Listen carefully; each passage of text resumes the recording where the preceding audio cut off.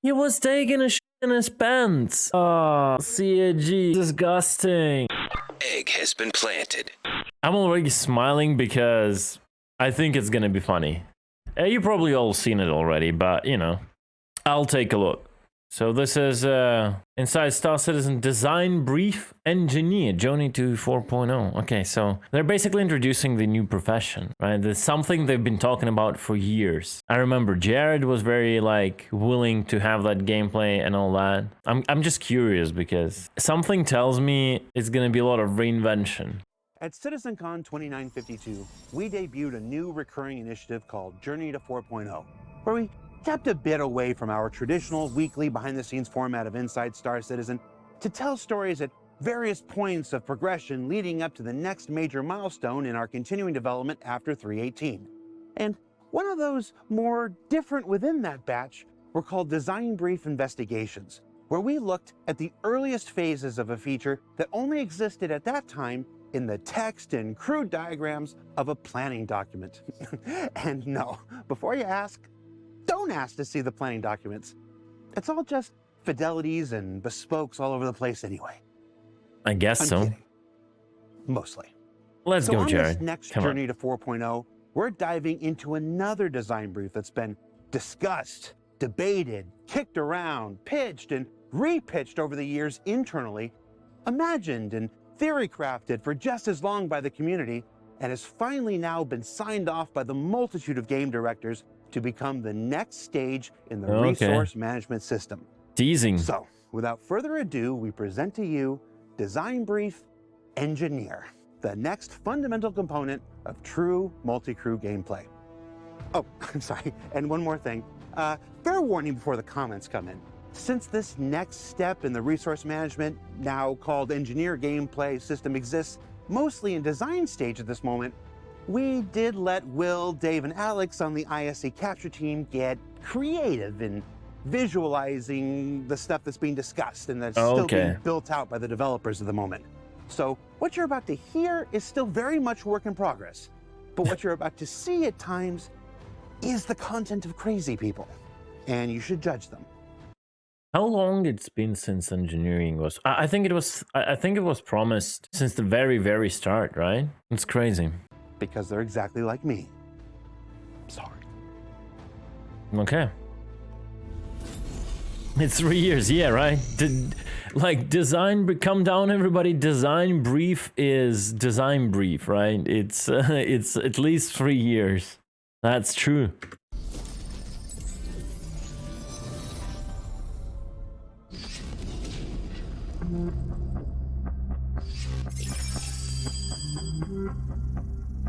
Gravity core on fire.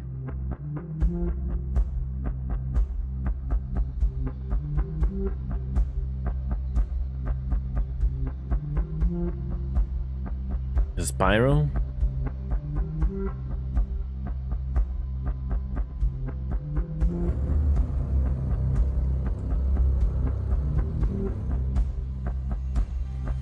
Dude, you took that from my mouth out, like, right? I thought, hey, they're using reshade. I just want to say, look, they're literally using reshade. It can be, like, if it's not Stanton, and it might be the Atmo and just the specific light that gives you this orange tint, though. What is your role as an engineer? You, as the engineer, are responsible for the resource management of your ship, the priorities of the items, and you are also responsible for countering any dangers that you might encounter throughout your flight. A big part of your job as... Man, I think this dude does know everything in Star Citizen. He's doing mining, he's doing salvaging, he's doing engineering. Like, this is like, what, Giga Chat of CAG, right? He does everything. They needed one person to do the game, actually. Engineers dealing with dangers that affect the mechanical parts of your ship and are different to the ones you would face as a pilot. There are three types of dangers that you will face as an engineer. One being something that you already know, which is overheating. The second Something you already know, but you forgot, and thanks God you forgot about it for the last like 2 years. You know, they show the ship turning off, but I mean, unless you heat log the coolers, it wouldn't happen previously. It would just not shoot or something. They're bringing back overheating. Okay, let's. I don't want to jump to conclusions. Let's watch. Being wear and tear, and the third one being malfunctions. So Okay, wear and tear overheating is not malfunction. only items running too hot, but it also is item running too cold. And the way that Wait, what? Overheating is a item running too cold also? Okay. Why it's called overheating? you can counter that is either actively or passively, where passively is something that we already do with the cooler on your ship, and actively being something like you standing in front of the item and using your fire extinguisher to bring down the temperature of the item. And if it's too cold, Okay. you can use a flamethrower or blowtorch. Oh, you literally have to like set your ship on fire? Oh my god, okay. So wear and tear is a danger you might have already heard us talk about in the past. It's just Oh, what's like, I'm not getting the item to cold thing. How and when that happens, and like why the basic heating cannot kind of keep it alive. Like they mean like in if you're like drifting offline in space, like, whoa, I'm not really understanding that. Frozen fuel line on the ice planet after being then too long. But yeah, you like have things like power plant that would generate theoretically with nuclear reaction, or at least they said it's a nuclear reaction to generate some power that can then proceed to heating up everything else. No, like I'm not really getting it. something that the longer your item runs, the less efficient it will be at some point. So a general Maybe in the case that there's a pressure leak in the ship and the components get a negative hundreds of degrees. pressure to bring down the temperature of the item. And if it's too cold, you can I mean, this suit doesn't look like the room here is having a depressurized condition, you know? It's just like a fire suit. use a flamethrower or blowtorch. So wear and tear is a danger you might have already heard us talk about in the past. It's just something that the longer your item runs, the less efficient it will be at some point. So a general maintenance will be required to keep them up and running. And then there So I wonder if at the point when they implement this, outposts cannot repair it anymore with one repair button click. Because if they do, nothing of this will matter. You'll like do triple R anyway whenever you refuel, right? is the new one, which we call malfunctions, which we'll talk about later in more detail. But the way that you react as the engineer there is unique to each malfunction. All three dangers contribute to the health of the item and Okay. have an impact on each other. So since the first two are quite easy to grasp, let's dive a bit deeper into the malfunctions. Okay. Different items in different situations cause different errors. And while I can't talk about all of them today, here are some currently in development. There's Okay. disconnect where you either don't have a relay right now in the place, or you don't have the item right now at the item port. Then there is power drop. It's like my main question is, how does it happen? Just from existing? Like the relay burnout or whatever he said, right? Where certain or the required amount of power doesn't reach the item. Then there is misfire, where wear and tear impacts the A power drop. Why? It's just the wear and tear of a power plant? Like, I'm not really understanding for now. functionality of your item. Then there is cloggage, where resources are prevented from reaching your item. There's also power me surge, yes. where high energy reaches your item and will negatively affect the function of the item. And then there is leakage, which is similar to cloggage. Give me a second. I need to investigate. And then there Oh, too late. Too early. Oh, damn. is leak. He was taking a shit in his pants. Oh, CAG, come on. Oh, that is disgusting. Paid actor. Which is similar to Krogage, where resources won't reach your item, but the cause is a little bit different. Then we have... It's a very vague descriptions right now. It's like we're doing a mechanic, here is the mechanic, but we'll tell about it to you. In a way you will not understand nothing, so you cannot hold us accountable for something. So go on Spectrum and Theorycraft. Let's see. Unresponsive, where you as the engineer try to communicate certain changes on the item and they will not reach the item. There is bugged, where like we have the most experience with being creative, so be surprised for what comes your way. And my question is like, why all of that happens? Like, how often that happens? They will never answer it right now. Okay, whatever, let's go. That's what I do when I want to board a Connie. Then lastly, oh, okay, never mind. Where you just lost your item. Bug can also be... Wait, what? We have destroyed, where you just lost your item. Oh, okay, he kind of destroyed the item. Caused by hacking or being tuned incorrectly. By hacking. Why do we introduce malfunctions?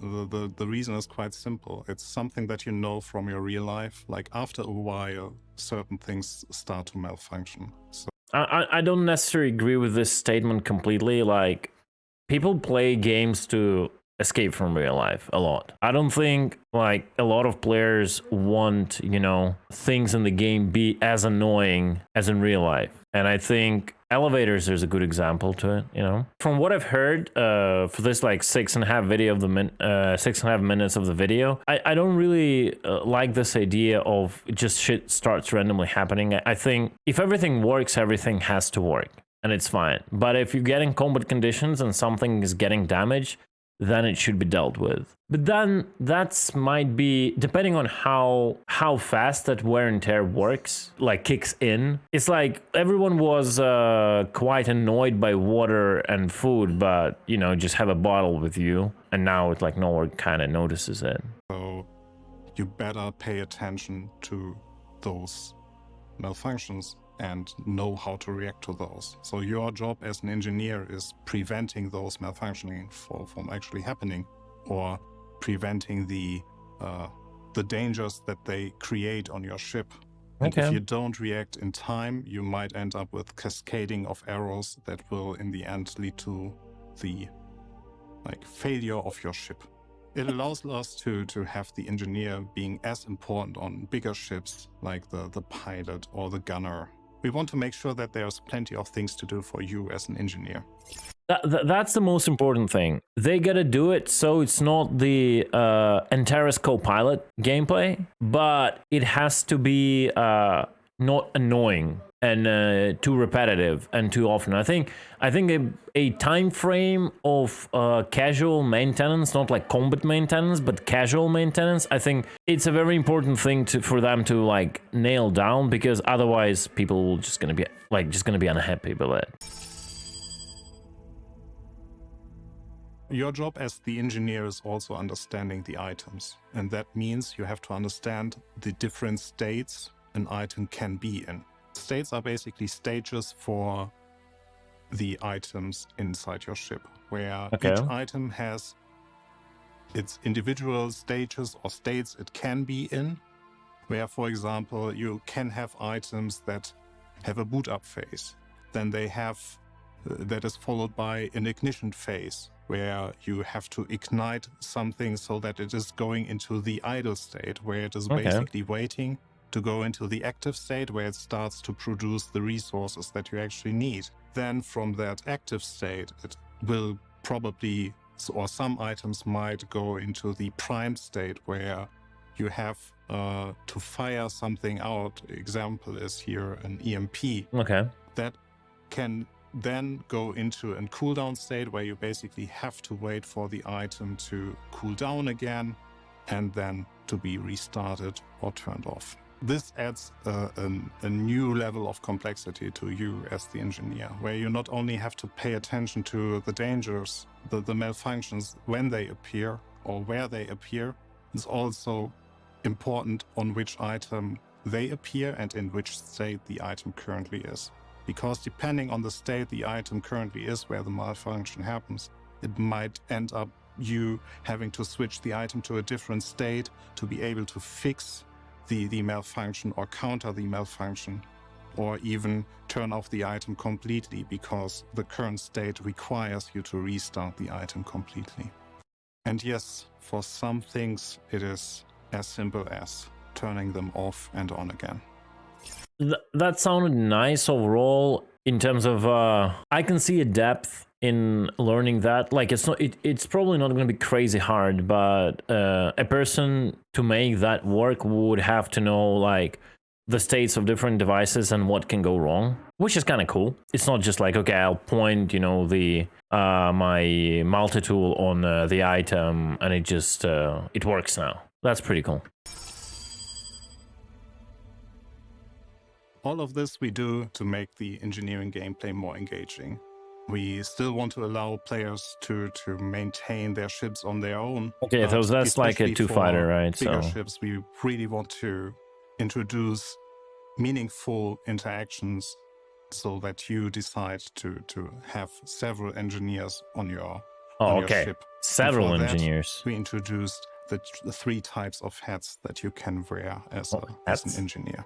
The 3 basic engineering types are tuner, mechanic, and manager. Will the hats like expand your skill abilities on the character? So the tuner is the person that is responsible for your strategic decisions. The tuner is responsible for setting up the items in advance depending on what you want to achieve with your ship. So if you want to go exploring, you ask the tuner to bring the items into a state that they are less prone to wear and tear, that they sustain longer, that they can or are more energy efficient or resource efficient. The tuner defines item groups, base resource consumptions, responsibilities or roles on your ship, as well as setting new min and max performances for all the ship items you have. So overall, it's basically overclocking. The tuner is a very proactive role where we want to reward players who plan their crew activities in advance.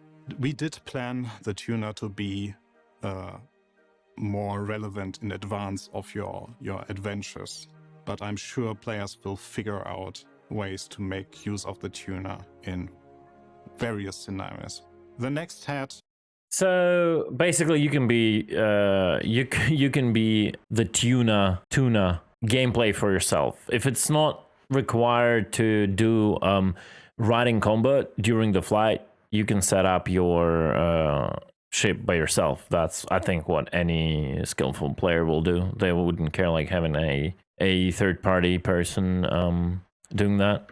You wear as an engineer is the mechanic. The mechanic plays into your fantasy of what you imagine when you think about sci-fi and the role as an engineer. It's like, in Star Trek terms, the person running around or crawling through Jeffries tubes to fix any item.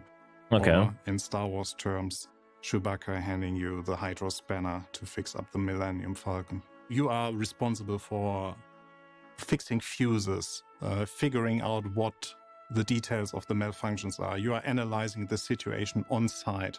So you're going through all the rooms, finding the item that you were just called out on that needs maintenance, needs repair, depending on the item. It's like they're not even closely getting into details. Like, what are we talking about, like repairs? Is it just like pointing a multi-tool on it? You know what I mean?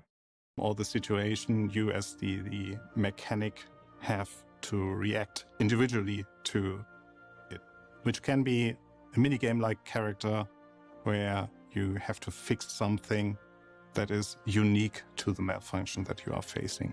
The manager uses the engineering screen to analyze your state of the ship. Okay. And they dispatch mechanics or the tuner where need arises.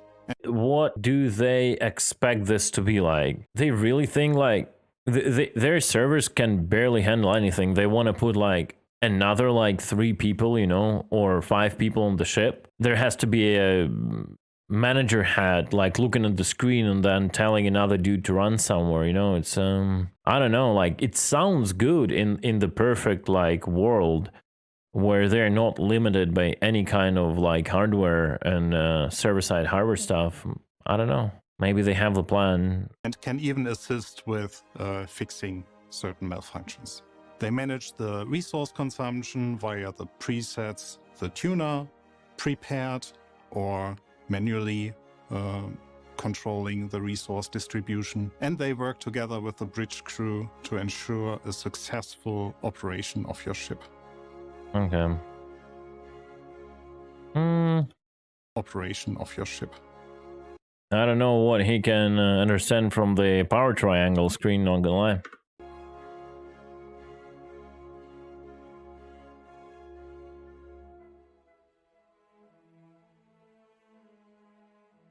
The most weird role for me right now is the manager, quote unquote. Like, I understand what tuning is. It's just like beefing up your ship with specific settings, basically pressing overclock on everything, but then it's gonna degrade. That's what any PvPer would do. Overclock everything, then have one fight, and then go repair, you know? That's your kind of usual stuff. No one will be running anything besides that in PvP conditions. Yeah, mechanic understandable. Like, I still don't really get the concept of the manager kind of stuff.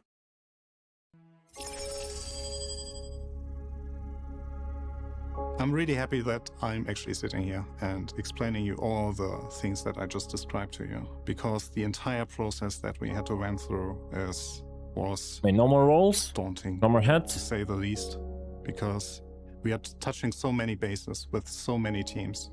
So it's a lot of meetings, a lot of discussions, a lot of different opinions of what the engineer should be. And now we have it written down, we have it nailed down. We know what we want, we have defined goals, what the gameplay actually should be about, and everyone agrees on it. Yeah, like it's the thing is, it would be nice if they shared a bit more, because a lot of things they shared was like pure copium, very vague phrases, right? So that allows us now to move forward fast and deliver the feature that we all have been waiting for. You, me, everyone, like Jared.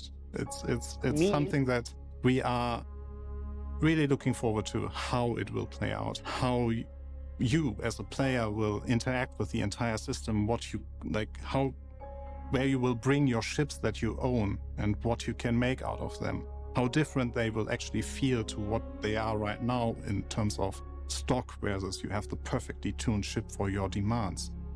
And this might come sooner than you think. This is the good news about it, because it all ties in with all the resource network work or resource management work that we have been doing so far. We are really excited to work on it right now. So it is in active development. Oh, and okay. I don't want to do any promises when you will see it, but we are doing our very best that you will be able to try it out sooner than later. No dates. Sooner than later. It's really cool. Jared almost cried. So, what did we learn here? Sooner than later, I wonder if it's like, he said sooner than later to the mining changes, and it's like 319. I wonder if it's also 319. That's interesting. My question is, will they have to rework all the multi-crew ships now? Like the interiors, because literally you now have, you need 3 more beds for like each type of the engineer, you know? I wonder how one engineer would do. Okay, like it's definitely the tuner is something that anyone can do before the flight. I wonder if you can properly combine the manager and the mechanic roles. This week. Well, we learned that the hopes and dreams of multi-crew players everywhere are taking their next major step forward right now as resource management evolves into engineer gameplay. That the design spoken about here today is currently in active development and will continue throughout the remainder of this year. And that we would normally have to wait months and months to share a story until we had the visuals for it. But I work with some talented, if kind of strange people who stepped up to make this week's episode possible now.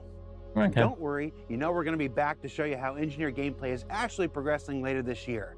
Engineering's the thing that brought me into the project, and I'm as excited as ever about what's being shared here. And as for Alpha 318, I'm being told, yes, there's a message in my ear. I'm being told that it's today. Has it happened yet? It's going to happen. Well, which one is it? You can't tell me because there's nothing in my ear, and we recorded this on Wednesday. We like to have fun. Check the website and socials for details. And thanks for watching the latest in our journey to 4.0. We'll be back with more Inside Star Citizen next week. So until then, I'm Jared Huckabee, and I don't have a feeling an he's outro for crying. these J24 specials. Leave one in the comments. He is different this episode. I don't know why. I don't know why. Okay, thanks, Jared. That was fun, but I mean, it's a lot of too much copium there. Like, it's hard to judge before we get the details how annoying it's gonna be. I think the main question is how annoying it's gonna be in a bad way. I hope not much. And more bads, more people, like, they finally managed to hit like this balance where people started using multi-crew ships with the turrets being OP and all that stuff. And yeah, I hope they don't like kind of cripple the multi-crew gameplay too much that no one will bother and we'll just get to the single-seater meta, you know?